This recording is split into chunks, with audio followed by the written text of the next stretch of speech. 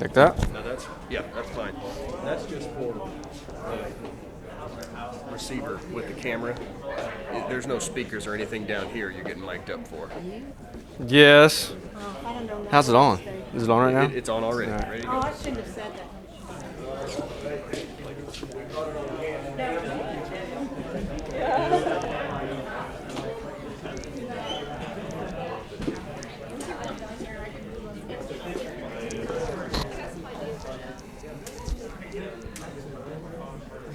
All right.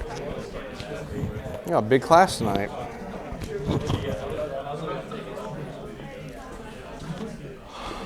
All right, come on in here and sit down, Jimmy.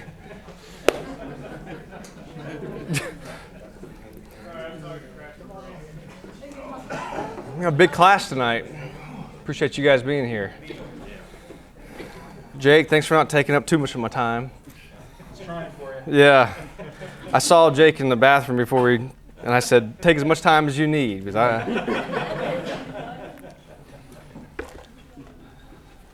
There have been several of us that have been trading out Wednesdays and teaching different classes, and so this Wednesday is obviously my turn, and we have all been looking through or reading through this book of the 12 spiritual disciplines. And so the class that I'm teaching on tonight is the discipline of serving. And I'm sorry I didn't get a handout to you, but you can take a picture of the whiteboard and text it to yourself, and that'll be your handout for tonight, okay? So discipline of serving is what we're going to talk about tonight. And if I had to ask for a quick, like watered-down version of what service means to you, a quick one, what is it? Putting others' interests before your own. That's a good one. Anything else? Self-denial. Self-denial, yeah. That's a good one. Work? Yep. Do what's needed? Yep. All right, so I came up with do what's needed. Real simple. Do what's needed. That's what serving is. I liked yours better. I should have called you for class, but to do what's needed is what that means. And so as I started thinking about this concept of servanthood and serving, it is something that I'm interested in. Because when you look at serving, you can marry the word leadership with it as well. Leadership and serving go hand in hand. It's often a thankless job. And my role in our business is a leadership role. I do a little bit of leadership here. And so it's something that I do enjoy, and it's something that I've always just kind of been drawn to. And so I hope to share some of that with you tonight in the concept of serving. In thinking about serving, I thought about the TV show, and I don't know how many have watched it, but Downton Abbey. Show of hands, who watched Downton Abbey or watched some of it? Don't worry, you won't be judged. All right, not as many as I thought. All right, so I will say when that came out, I really had no interest in watching that show. My wife and I were building a house at the time, and so we were living in this little garage apartment, and we had a TV, but it was if we wanted to watch something, it had to be a DVD. We didn't have any service or anything coming in, and somebody loaned us DVDs of the series of Downton Abbey. And so, like a good husband, I watched the first episode with my wife, and then I really wasn't interested in it after that. Now, I would say that show it did not always represent godliness, right? There was just a lot in that show that was just wrong. But again, I was either faced with Downton Abbey or some kind of Disney DVD. So we watched a little bit of Downton Abbey, and about the 6th episode, I actually started to enjoy the landscape, the architecture, the history of it, and that's what got me intrigued into it. It was just seeing that aspect of life. And so it's a TV show that detailed the lives of like this British aristocratic family and their servants, and talked about the Grantham family. That's who it was. It was the Grantham family.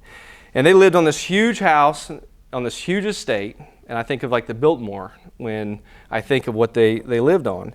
And it required lots and lots of servants to keep that house up to keep that property up and to keep it running properly. And so the show skillfully wove together the lives of the people who lived downstairs, which were the poor people, the servants, and the people who lived upstairs, which were the rich people. And what stood out to me as I was thinking about the discipline of serving was the care and the pride that the servants took in serving the Grantham family.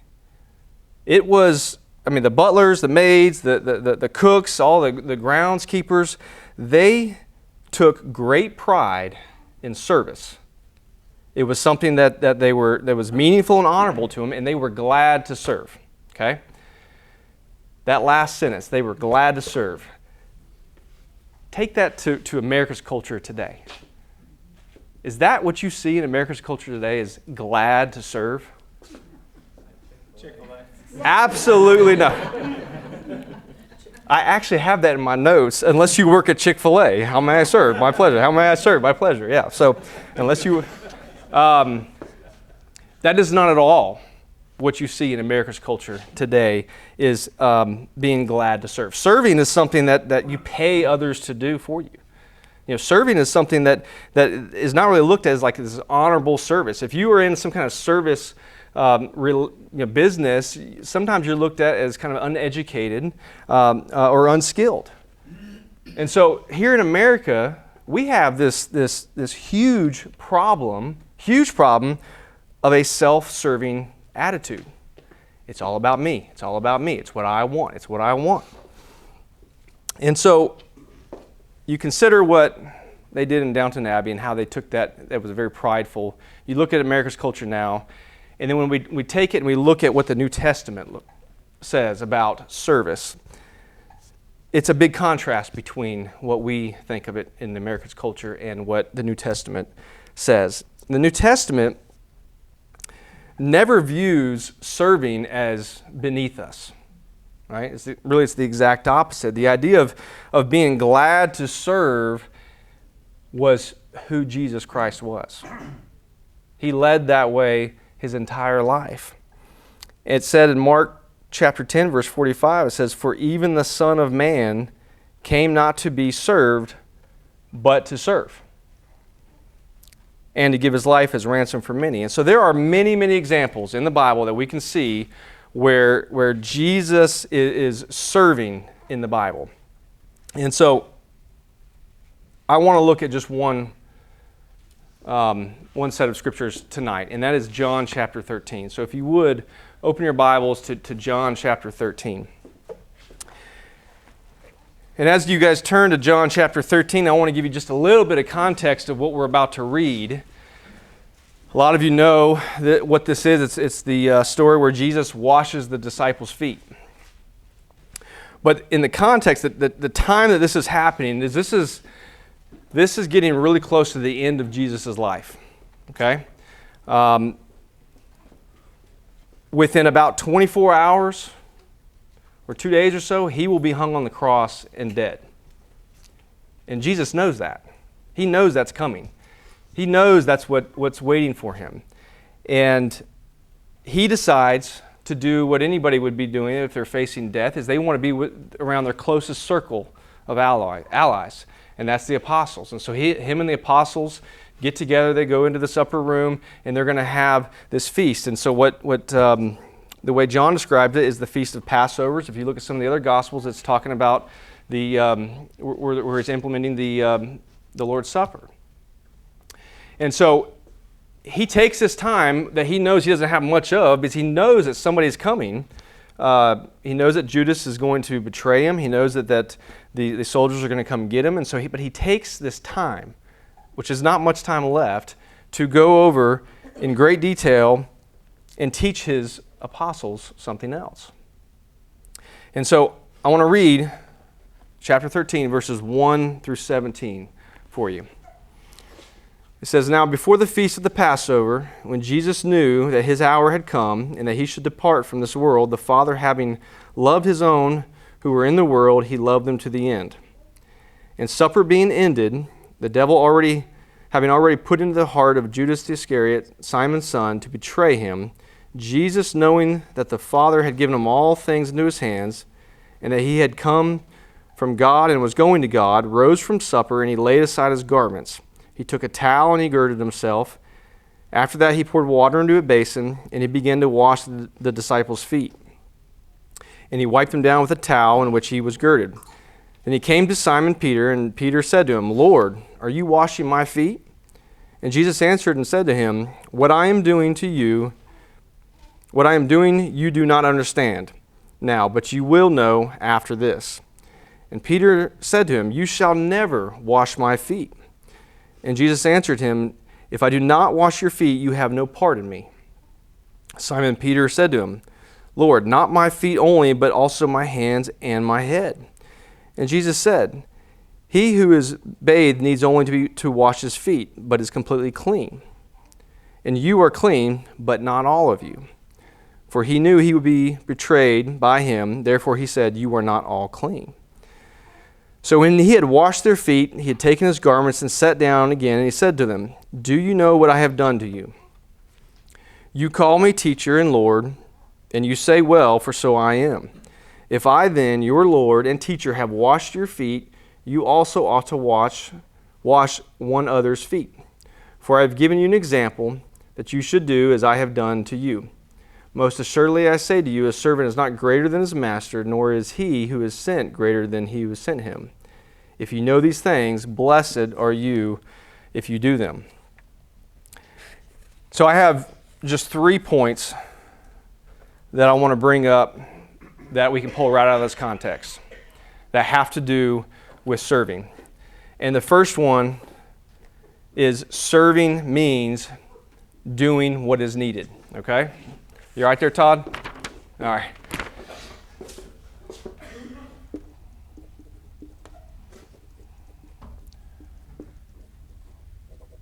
Doing what is needed. And the example we have here is that Jesus, in this time where he doesn't have much time left, right? He knows that he's going to die soon. He knows that people are coming for him soon. He doesn't say, listen, we need somebody to come up here and get some water, get the servant boy from downstairs, get him up here, let's wash our feet, and I need to tell you guys something important. I need to teach you an important plan. No, that's not what Jesus does. Foot washing was needed, and so foot washing is what Jesus did. And I love that. Jesus seized the moment to teach, not by telling somebody to do something, but by doing it. All right? And I think that's what we need to understand when we have this opportunity to serve others. We don't need this special education. We don't need this special knowledge, skills, or talents. Oftentimes, we just need to try. It's that simple. We just need to try. And so trying is often the beginning point. And so everybody's been around a group of people where everybody wants to look at the problem. Everybody wants to talk about the problem. But nobody's willing to take on the problem. A lot of times, nobody's willing to take on the problem. And so the application that I want to pull from just these few verses right here is that in our service, it should be clear that we can't make excuses. We can't pass the buck. We can't wait for somebody else to step up and serve while we just sit there and watch. We have to discipline ourselves, our minds, to be where we are needed and do what is needed at any point. Serving means doing what is needed. It's that simple. The second point I want to bring up is that serving can oftentimes be misunderstood. If you are in a service position, there are often times that you can be misunderstood. And what I mean by that is your motives may be questioned. Look at verse 8. It's a perfect example. Peter completely misses the point of what Jesus is trying to do. Jesus is washing his feet, and Peter says, You shall never wash my feet. I mean, Jesus is the last person you say no to. And then it's your mama right after that, okay? Jesus completely misses the point of what Peter misses the point of what Jesus is trying to do. It was misunderstood. And so, when you are in a service position, what you have just done could be criticized. And I'm telling you, that will happen. I've seen it happen. It's happened to me several times. And there's someone in the group that will always say, you know, next time you do that, you should do it this way. Or, I tell you what, next time you want to do that, why don't you ask so-and-so, because they'd probably do a better job. There will always be that person that says that. And I like to call those people, well, you know, everybody's a genius in hindsight, right? After the fact, everybody's a genius. In our business, we get to build some really neat, complex architectural items. And it never fails, but there is so much work sometimes that goes into developing an idea and then taking that idea and moving it into a working concept, and then going through material selections, and then going through like an engineering process, and then going through shop drawings. Then you finally get it out there into the shop, and you've made jigs and molds and templates for these guys to follow. And it's kind of a joke now, but sure enough, I'll be walking through the shop, and we've got cool projects going on everywhere. And one of our guys, well, I mean, it's like a joke. He'll go, hey, James, boss, come here. And he'll put his hand on me, and he'll say, you know, next time we build this, you know what you should do? And I'll take it. I love it. I've learned a lot from it. But that never fails to happen. And so when you're in this when you are in the service providing, or not providing service, but when you are serving, that can often happen to you. And when that does, you really just have to keep going, just like Jesus did. You really just have to keep going, just like Jesus. Even though there's going to be envy, there could be envy that comes up, jealous that comes up, there could be harsh words, there could be feelings that get hurt, but yet you have to continue. That's just because that's what Jesus did. And the reality is that serving is not a popularity contest. We're not trying to win friends when we're serving. What we are trying to do is serve God and glorify God. Any questions and comments up until now? All right, well, this will be an easy class. All right, third and final point I want to make, and then we'll have a little bit more of an opportunity for some discussion, is that serving is a command of Jesus Christ. I could finish my class with that. Serving is a command of Jesus Christ, and serving was the way of Jesus. That's who he was as a person. Jesus says that his disciples will serve. Period. There's no option. Period. Jesus demands it. He commands it. Period. It's that straightforward. The command to serve, you can see in verse 14, it says, you also ought to wash one another's feet. And in 15 it says, you should also do just as I have done to you. And so that is as binding as some other commandments that we have. The command is to serve others. That's what we are supposed to do as Christians. That's also a common theme in Jesus' teaching throughout the Bible. Serving others. And so I do want to be careful, though, because it's easy to miss it here, is that Jesus does not say, serve me. Right? He doesn't say, wash my feet. What does he say? He says, I washed your feet, and now you need to wash each other's feet. That's what he said. And so serving others is a command of Jesus Christ. And so the more we look at Jesus, the more we want to walk in the steps that he walked and act like he acted, we know that service is just part of that. We have to be willing to do that. We have to be willing to step up and do that. And so I want to consider just a few more points that will help encourage us to want to serve. And you guys can jump in on any of these if you want to, but I have just 3 points of encouragement on wanting to serve. First one is this: when we serve, we can identify with Jesus Christ. Okay? I'm going to ask somebody to explain that. But before I do, let me be very clear. We can never really be like Jesus. All right? We can never, we can't walk on water. We can't raise the dead. We can't perform miracles. We can never really be like Jesus. What I said was is we can identify with Jesus. Okay? So what does that mean? When we serve, we can identify with Jesus.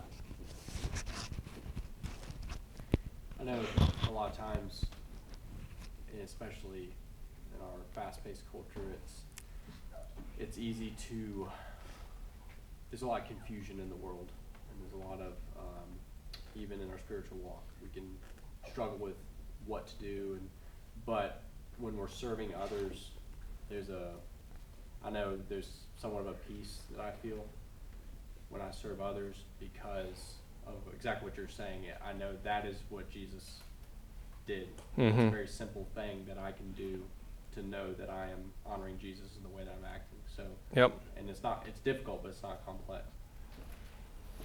In 1 John chapter 2, verse 6, it says that he says he abides in him, ought himself also to walk just as he walked. All right, and so walking in the same way in which he walks is referring to the manner of the way Jesus lived his life, right? The underlying philosophy of Jesus as a servant. And so Jesus forgave our sins. He did miracles. He died on the cross. He served us, right? And so when we serve others, we are in a very real way acting as Jesus would have acted. And we are being like Jesus, and we are walking with Jesus. And I'm going to tell you, as a disciple or as a Christian, we should be able to say, I am imitating Christ. That thought should come out of our heads and out of our mouths a lot. As a Christian, I am imitating Christ. I am building Christ into my everyday life and character because I am serving. The second point of encouragement I would like to point out is that the more we serve, the more selfless we become. Anybody explain or add on to that? The more we serve, the more selfless we become. I think you add a lot of humility to your life when you serve. Yeah. Because you're saying, I'm willing to serve you in whatever way needs to happen. Mm-hmm. Yes. If you're looking out at other people, you're not looking at me.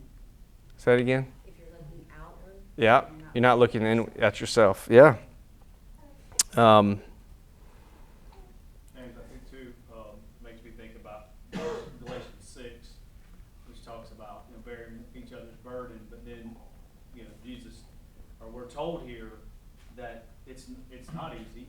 Verse 9, and let us not grow weary doing good, for in due season we will reap if we do not give up. Mm-hmm. And then he goes on to say, so then as you have opportunity, do good to everyone, especially those of the household of faith. And again, it's kind of like you said, the more you do it,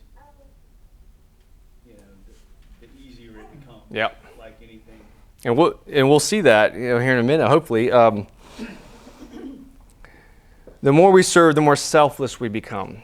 Selfless. What's another word that you hear? Selfish, right? A huge problem to service is people being selfish. Bottom line, they're selfish. Why do you refuse to serve? Why do you refuse to help others? Because you're selfish. Why do you want people to serve you and you not serve them? Because you're selfish. You're self-centered. You're selfish. It's all about you. We put ourselves first. This may not be the best example, but an example that popped in my head was, and I've heard this, I think, more in the past 5 years or so, and Ben, you might even be able to build on this, but when I'm like at the ballpark, and I'm usually coaching one of my son's teams, and church comes up, amongst some of the coaches or something, and so I might ask some engaging questions. Well, where do you go to church? That kind of thing, and the answer I've gotten a lot of times, which just surprises me and shocks me, is, well, I'm still kind of looking for a church that really suits my needs, or we're really looking for a church that has a big youth group for my children, or maybe I'm looking for a church that has a lot more gray-haired people so that we can play checkers afterwards, or maybe I'm looking for a church that has a really good band, and so I really haven't found what speaks to me. I really haven't found what works for me. That is such a dumb thing to say. It really, maybe 1 out of 10 are really looking for that right church. But most of them, it's all about what they feel. It's all about how the church is serving them. It has nothing to do with how they are going to serve the church, how they're going to serve Jesus and God. And so I've heard that more and more recently. And it shocks me. And so when we get over ourselves, which we all have to do at some, when we get over ourselves and we actually serve others, we start to change this equation a little bit, right? This selfishness that comes out of us. We start to change that equation. And then what we'll do is we serve a little and we realize, what, I can do this. This isn't that hard. I can do this. And we start to look for more opportunities. And what happens is when you serve more, it starts to draw you in and it pulls you outside of yourself. And you see how many needs are really out there to be met. And then sadly, you see how few servants there are to fulfill those needs. And so every act of service makes us more like Jesus Christ, right? That means that every act of service sets us up with more confidence, sets us up with more strength to do even more serving. Any questions on the more we serve, the more selfless we become? Yes, ma'am. I'm going to throw this kind of turn it around on you, and it's from Moseley, so you have to believe it. Yeah. When I was first, I think I was pregnant with Clancy, and the ladies were talking, Donna and Willie and a couple other ladies were talking about things they could do to help after the baby comes and go through meals and all that. And I was like, oh. And you need a lot of help after Clancy. Okay. We know. I was like, no, I don't need anything. I'm good. I've got it. No problem. We're fine. And Lillian looked at me and she said, why would you deny people the chance to serve? Yeah. That really hit me. I had never thought of it that way. Yeah. That is a quick switch up. You leave it to my grandmother to always mess with you like that. Yes, sir. Several things, but Trudy's comment, in John chapter 12, Jesus allows Mary to wash his feet with the perfume, and so the one who came to serve others did accept the service of others at times. That doesn't make him arrogant or anything like that by receiving service. But to Trudy's point, he was letting her serve in the way that she could. I was joking with someone on Sunday about this, and I can't remember who it was now, but I think one of the expressions that we hear a lot in our culture is, that's not my job. You're not allowed to say that at Ireland, by the way. And I do think that there are legitimate cases where maybe we could say that. For instance, if someone came to me and said, Ben, the HVAC unit at the church building is out. Yep. I would truly feel okay saying that's not my job because I don't know anything about servicing an HVAC unit. But I'm not just going to say, well, why are you bothering me with it? No, right. I would say, thanks for bringing that to my attention. Let's get that taken care of. Yeah, right. Let me call the right guy. But I think there are a lot of things where people will say, that's not my job. And maybe technically that may be true, but let's make it your job. Yeah. Let's serve, and let's find a way to to meet that need. So next time it's hot, let's go to Ben.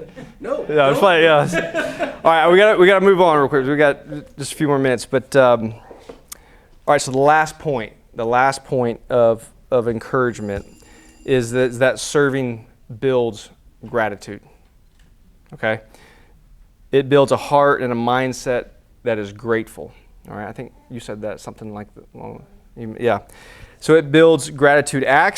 Paul said in Acts chapter 20, verse 35, it is more blessed to give than to receive. Isn't that exactly what our culture is telling us today? No, it's not. It's the exact opposite of that. And so,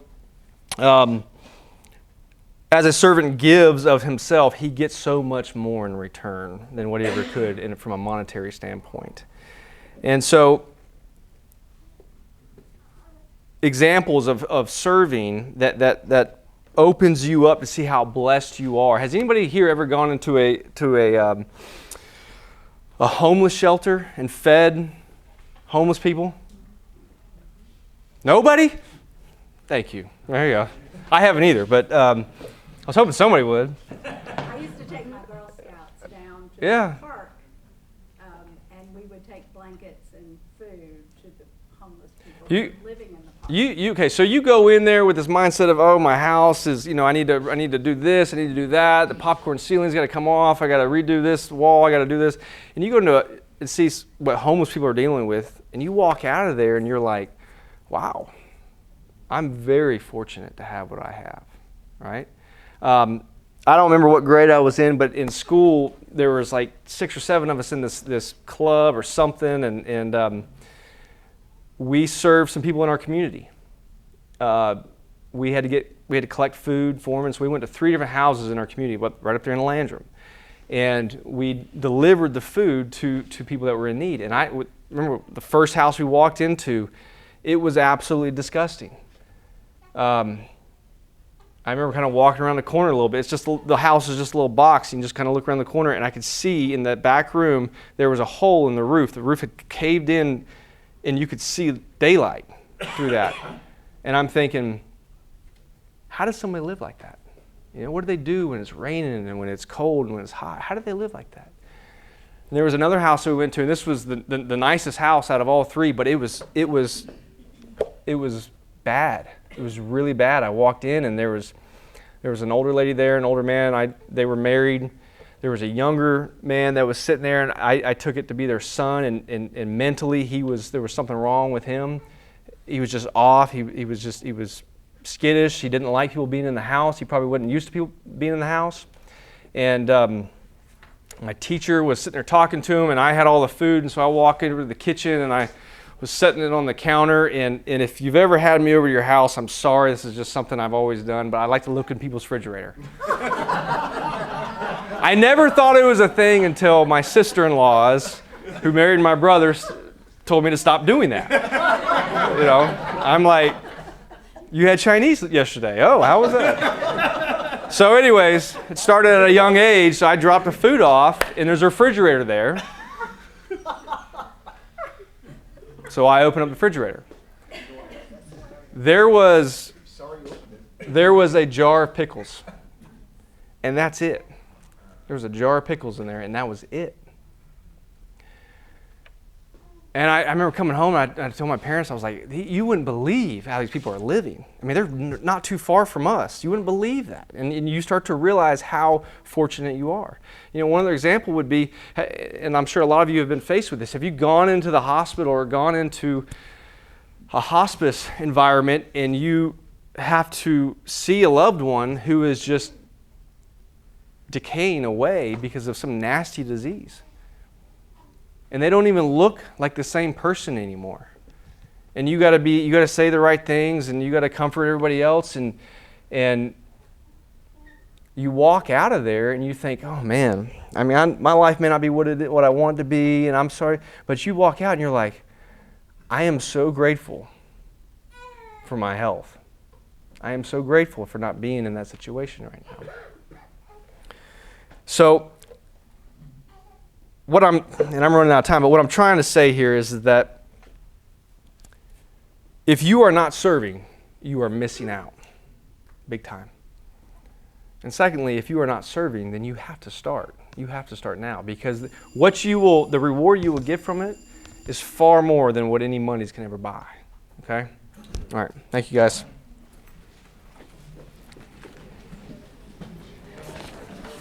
I didn't finish. On the side is a power button. You'll just hold that down. That'll shut it off. That way we don't record your conversation. Yeah. What you should have done was. Great job. Thanks, man. I didn't.